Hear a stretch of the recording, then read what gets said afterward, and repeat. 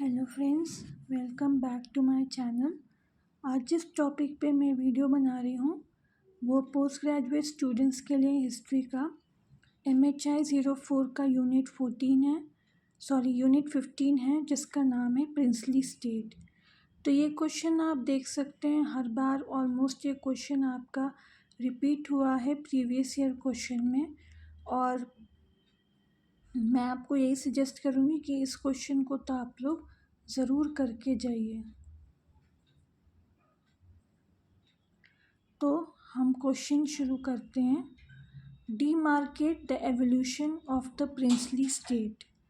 तो इसका आंसर ये है, nearly 1/3 British population was dwelling in the princely state, and the rulers of the princely states were ruling over 2.5 part of the Indian subcontinent. Some princely states were very big, whereas some others were very small. But among them, they had a common characteristic that all the princely states had accepted the suzerainty of the imperial power. The degree of their independence was dependent on the amount of power received from the British authority. The supreme authority always treated them under its direct control. If the sovereign power had any meaning for the rulers of the princely state, it was determined by their relation with the subjects. The rulers of the princely states were receiving all types of internal and external security from the British administration. All the despotic rulers had received prestige in the lap of the British security. Therefore, the rulers of the princely states were the useful devices in the design of the entire British Empire. They were the true supporters of the British ruler, who used to help wholeheartedly in times of need. They were the pillars of British administration.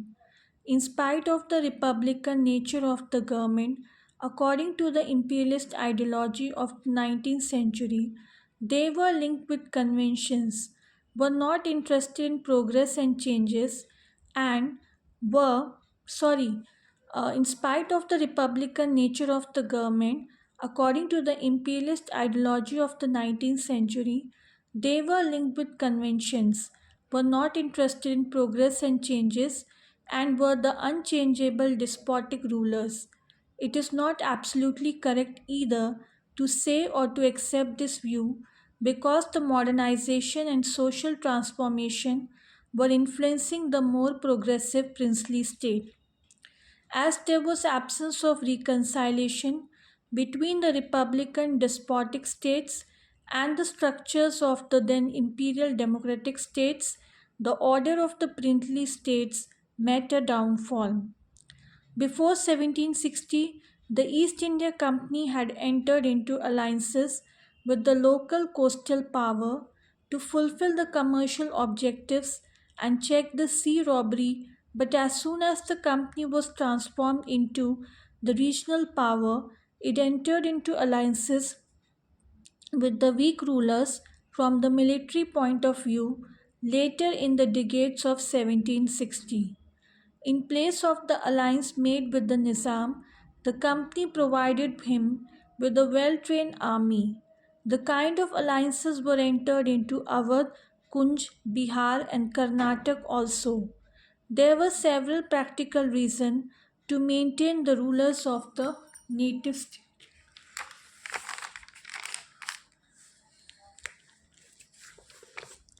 By the end of the 18th century and in the beginning of the 19th century, the first subsidiary alliance was a remarkable device to increase the British power in India.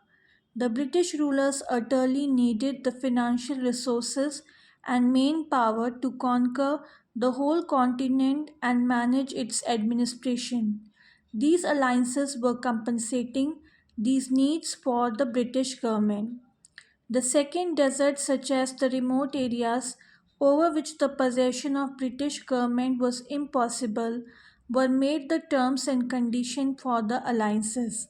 The alliances entered with the native rulers granted legitimacy to the sovereign power.